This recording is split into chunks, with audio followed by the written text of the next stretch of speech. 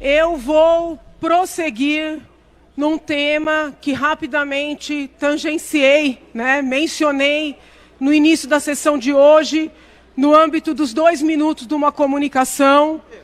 É um tema que eu considero não diz respeito apenas a São Paulo, não diz respeito apenas ao Brasil, diz respeito, ouso dizer, a todos os cidadãos do mundo. Porque tem a ver com democracia, tem a ver com liberdade de manifestação, tem a ver com liberdade de expressão. Eu fico muito intrigada, porque eu tenho conversado com muitas pessoas e eu percebo que pouquíssimos brasileiros estão conscientes do que está acontecendo no nosso país nos últimos dias. O que está acontecendo no nosso país nos últimos dias é dos fatos mais graves da história recente. Nem na ditadura, repito, nem na ditadura nós experienciamos uma situação como a que está ocorrendo nestes últimos dias. O presidente do Supremo Tribunal Federal, objetivando inviabilizar a publicação, a divulgação de uma informação que diz respeito à sua pessoa, uma informação que pode caracterizar uma situação de ilicitude. O presidente do Supremo Tribunal Federal determina que um outro ministro, também do Supremo Tribunal Federal, inviabilize a circulação de uma matéria jornalística. Como se não bastasse, aplica uma multa de R$100 mil diários para o veículo de informação. Mesmo o veículo de informação cumprindo a determinação judicial, o ministro do Supremo Tribunal Federal aplica a multa de R$100 mil diários.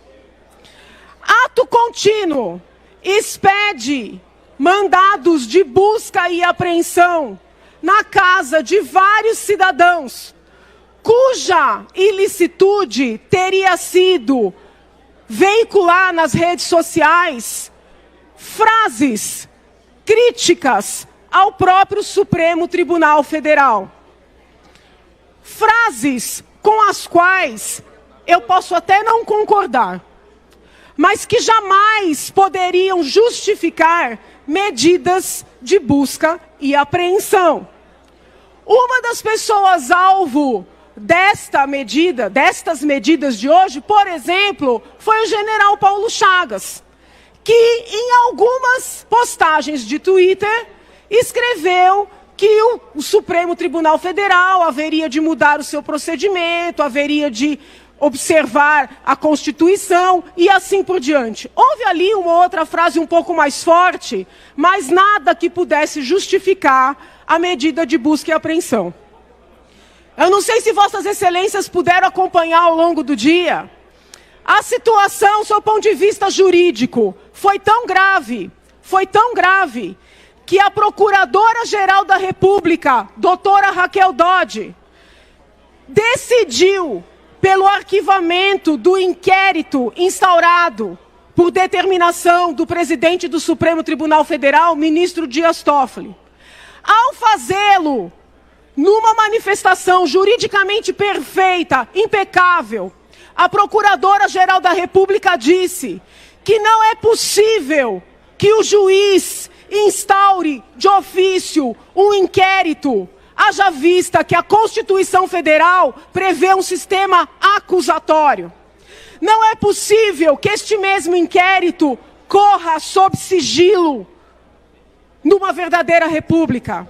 Não é possível que este inquérito seja direcionado a um magistrado escolhido e não passe pelo sistema de livre distribuição.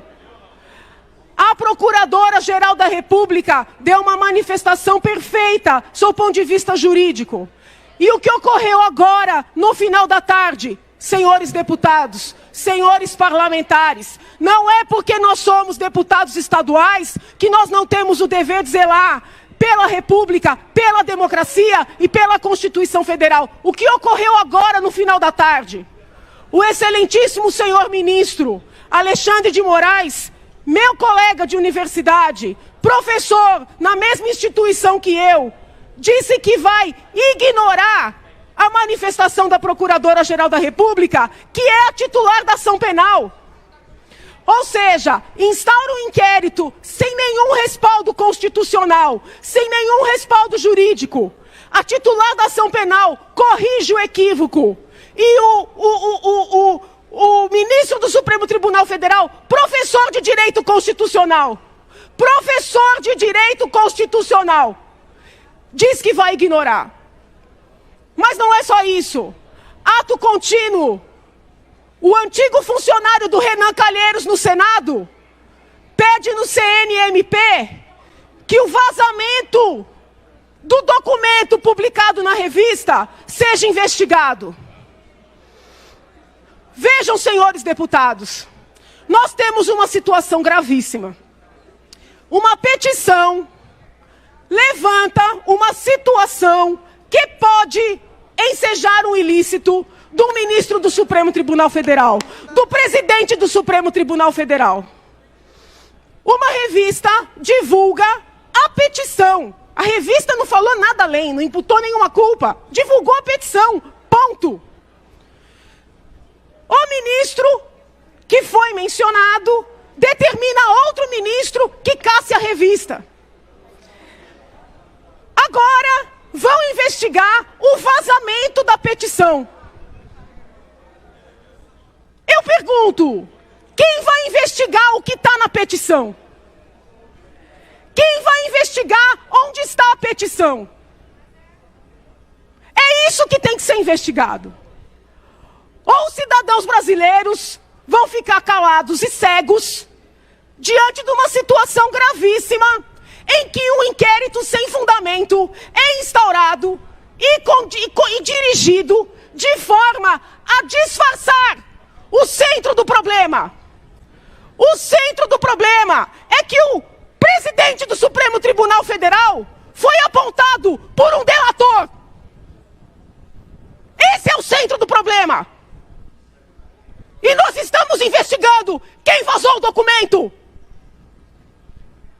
Esse é o ponto. E agora um funcionário do Renan Calheiros quer investigar os procuradores. E o presidente do Senado, que foi eleito para tomar providência, já disse que não vai fazer nada.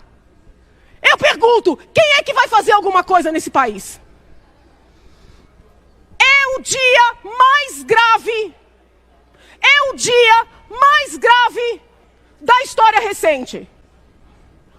Se os parlamentares do Brasil inteiro, os federais e os estaduais, não se unirem e não se levantarem, explico, não é contra o Supremo, não é contra o Supremo, é a favor do Supremo, é a favor da Constituição Federal, é contra a utilização do inquérito ilegal, inconstitucional, para disfarçar o que realmente precisa ser investigado.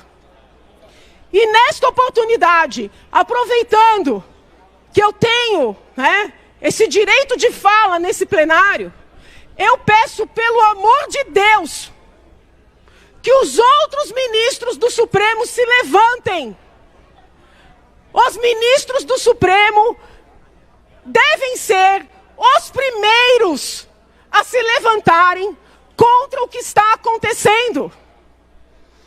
Eu não estou atribuindo culpa a ninguém, mas autoridade nenhuma neste país está acima da lei para usar inquéritos sigilosos para calar as pessoas.